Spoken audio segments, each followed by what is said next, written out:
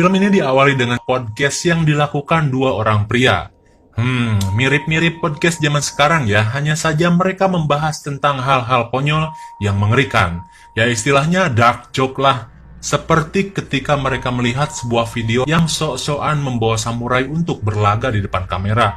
Namun secara tidak sengaja, samurai itu malah memotong kakinya sampai putus. Dan itu malah menjadi bahan candaan topik podcast itu.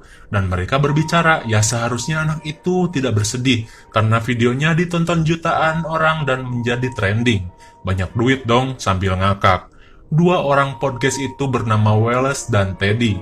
Mereka adalah sahabat yang lumayan dekat. Dan singkat cerita, Wallace berinisiatif untuk mengunjungi si anak yang ada di video tadi. Untuk diwawancara tentang kebodohannya yang tentu akan menjadi bahan candaan di acara podcastnya nanti. Meski sudah dilarang pacarnya yang bernama Allison karena katanya mencari joke dari kesulitan orang lain itu tidak baik, namun Wallace tidak menggubrisnya dan ia tetap pergi ke sana. Singkat cerita, ketika Wallace sampai di tempat tujuan, ternyata anak itu sudah meninggal, diduga bunuh diri karena sudah tidak tahan dengan dirinya yang hidup dengan sebelah kaki. Wallace merasa gusar karena katanya kenapa ia tidak menunggu 2 hari lagi untuk bunuh diri. Sungguh joke yang ngeri.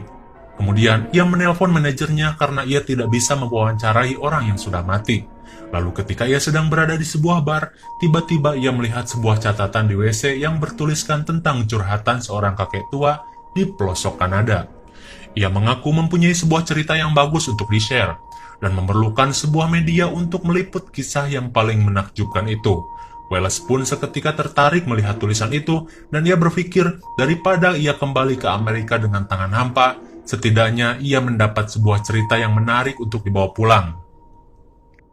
Lantas ia pergi ke tempat itu dan perjalanan kira-kira 2 jam dari tempat persinggahannya, ia pun menyewa mobil untuk sampai ke sana. Sesampainya di sana, ia pun bertemu dengan seorang pria tua yang bernama Howard Hoey. Dan ia pun mulai menceritakan kisahnya. Wallace pun sangat bersemangat untuk mendengarkan cerita dari Howard. Howard bercerita bahwasannya dulu ia pernah menjadi seorang koki di kapal perang, dan pernah ikut berburu hiu legendaris. Namun sialnya, kapal yang ia tumpangi menabrak sebuah es dan tenggelam. Ia pun terapung tidak jelas di perairan gelap yang entah di mana. Di dalam sekaratnya, ia akhirnya menemukan sebuah pulau kecil, dan ia melihat walrus atau anjing laut. Walrus itu sangat baik dan menganggapnya sebagai anaknya dengan menghangatkan tubuhnya. Kemudian ketika Wallace sedang asik mendengar cerita itu, tiba-tiba ia merasa pusing. Ternyata di dalam tehnya yang disajikan tercampur obat bius, dan Wallace pun tak sadarkan diri. Bagi kalian yang datang ke rumah orang asing, disarankan jangan meminum sesuatu yang kamu tidak tahu. Di dalam bayangan Wallace, ia mengingat saat-saat indah bersama kekasihnya, mentap-mantapan, berdua-duaan dan bercandaria bersama. Dan kali ini berbeda. Ia tersadar berada di sebuah rumah psikopat gila yang akan membuatnya menjadi sesuatu yang mengerikan. Dan ketika ia sadar, ia disapa oleh psikopat tersebut dan memberinya minum. Wallace bertanya, sebenarnya ada apa? Dan psikopat itu menjawab, kau digigit laba-laba brown recluse, yang membuat dirimu pingsan dan membuat kakimu bengkak, untung saja kau sudah diobati. Lalu Wallace tidak merasakan kakinya, dan ketika ia melihatnya, ternyata kakinya sudah dipotong. Wallace yang kaget seperti tidak percaya, dan memang tentu psikopat yang melakukannya, laba-laba hanya karangannya saja untuk membuat alasan. Dan pada suatu malam, ketika mereka sedang makan malam, Wallace tidak bisa menggerakkan tubuhnya, ia disuntik lumpuh untuk sementara. Wallace hanya bisa berteriak-teriak saja, dan di sini Wallace mengetahui kalau dirinya akan dijadikan seekor walrus. Di sisi lain, pacar Wallace yang berada di Amerika dan khawatir dengan keadaannya, ia seperti terlihat curhat dengan seorang laki-laki lain. Di pembicaraannya kita tahu bahwa pacarnya menganggap Wallace berselingkuh dengan tidak mengabarinya berhari-hari. Kemudian ia menelpon Wallace, dan Wallace yang hopeless mendengar deringan HP-nya yang sedikit aneh. Namun ketika ia akan mengangkatnya, teleponnya keburu mati. Dan Wallace mencoba menelpon balik pacarnya, dan tidak diangkat karena cuma pakai getar aja. Lantas ia mencoba menelpon temannya yang bernama Teddy, juga sama tidak diangkat, karena ternyata Teddy sedang bersama pacar Wallace. Di sini kita melihat sedikit skandal yang epik teman makan teman. Tentu Teddy tidak akan mengangkat HP-nya karena sebentar lagi ia akan mendapatkan pelayanan yang memuaskan dari pacar temannya yang sedang kesepian. Di keesokan paginya, ketika mereka terbangun dari bobo enak, pacarnya melihat HP-nya dan panggilan tidak terjawab dari Wallace. Ada voice note yang berisikan permintaan tolong Wallace dari psikopat yang akan merubahnya menjadi anjing laut. Seketika pacarnya panik dan pergi ke Kanada bersama Teddy.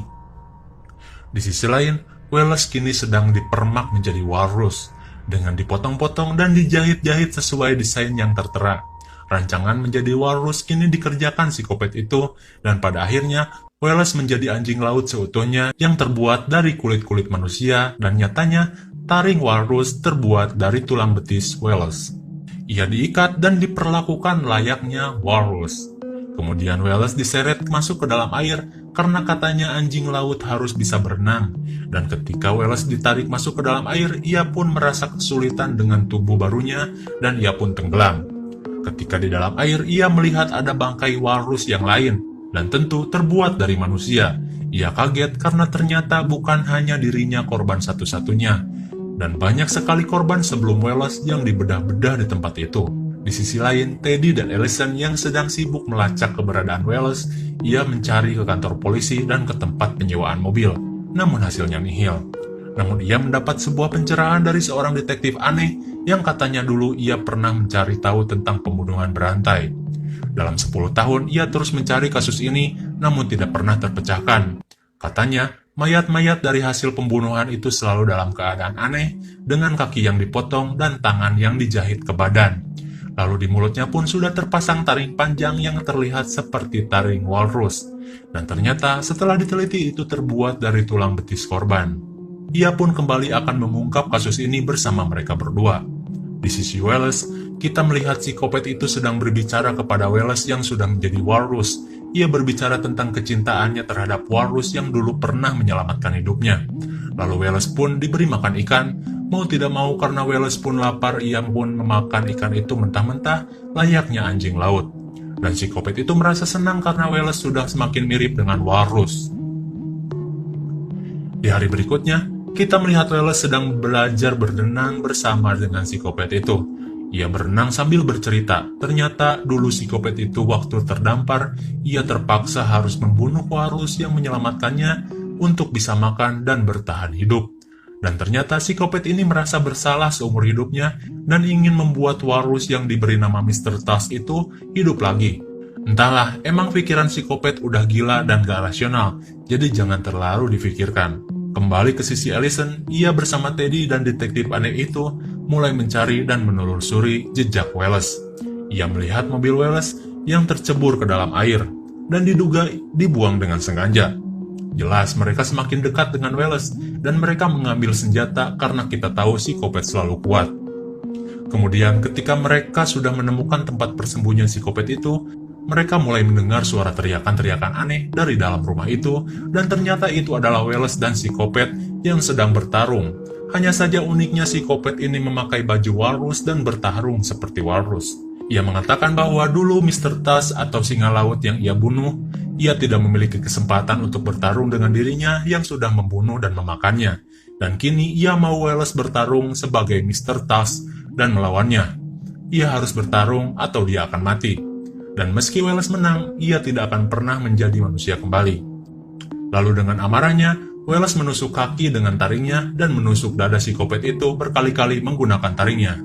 Dan kita lihat dari ekspresi psikopat itu, sepertinya ia merasa lega karena ia sudah tidak merasa bersalah lagi, dan menganggap Mr. Tusk sudah membalas apa yang telah ia lakukan kepadanya. Dan psikopat tua itu mati. Ya emang psikopat udah tua, jadi ia lemah dan mati. Tak lama berselang, akhirnya Allison dan Teddy sudah sampai di tempat itu, dan kaget melihat kondisi Wallace yang sudah menjadi anjing laut monster. Ya, bayangin aja, pacar lo rupanya jadi kayak gitu. Jir, ngeri parah. Lalu ketika detektif aneh itu datang, ia melihat Wallace dan berasa kalaupun dia hidup, Wallace akan hanya mendapatkan penderitaan. Jadi ia memutuskan untuk menembak Wallace, namun dihentikan Allison. Hingga 1 tahun berlalu, kita lihat Allison dan Teddy sudah menjadi sangat dekat. Dan ternyata mereka datang ke sebuah kebun binatang tua. Oh my god, masa si Wallace mau dimasukin kebun binatang? Dan ternyata iya dong. Si Wallace disimpan di kebun binatang dan Allison berbicara dan mengingat masa-masa indah dulu. Namun kini semua sudah berubah. Si Wallace sudah nggak bisa lagi merasakan keindahan dunia, jadi ia harus menjadi walrus di kebun binatang tua yang sepi pengunjung seumur hidupnya sampai ia mati. Dan di akhir, Ellison memberikan ikan dan dimakan oleh Wallace. Ia pun berbicara, "Aku selalu mencintaimu," dan Ellison pulang. Lalu Wallace pun menangis dan film pun berakhir. Oh, sungguh ending yang ngeri. Gue sih milihnya si Wallace ditembak aja. Soalnya tuh orang bro, dijadiin walrus. Dan malah dimasukin ke kebun binatang. Creepy kan? Kesimpulan singkatnya adalah, psikopat yang tadi adalah seseorang yang terobsesi dengan walrus yang telah menolongnya dulu waktu ia terdampar. Dan ia malah memakan walrus itu demi bisa bertahan hidup. Ia pun merasa bersalah seumur hidupnya dan berusaha membuat walrus yang mempunyai hati seperti Mr. Tux dulu. Dan karena ia tidak menemukan walrus yang mempunyai hati karena memang binatang ya, ia pun berinisiatif untuk membuat walrus yang terbuat dari manusia yang jelas memiliki hati. Ya intinya itulah. Ngeri-ngeri sedep kan? Mungkin segini saja review film Tux dari Sakahayang. Overall, gue kasih nilai 8 untuk kengeriannya karena memang ngeri coy. Coba aja lu jadi si Wallace, lu mau apa coba?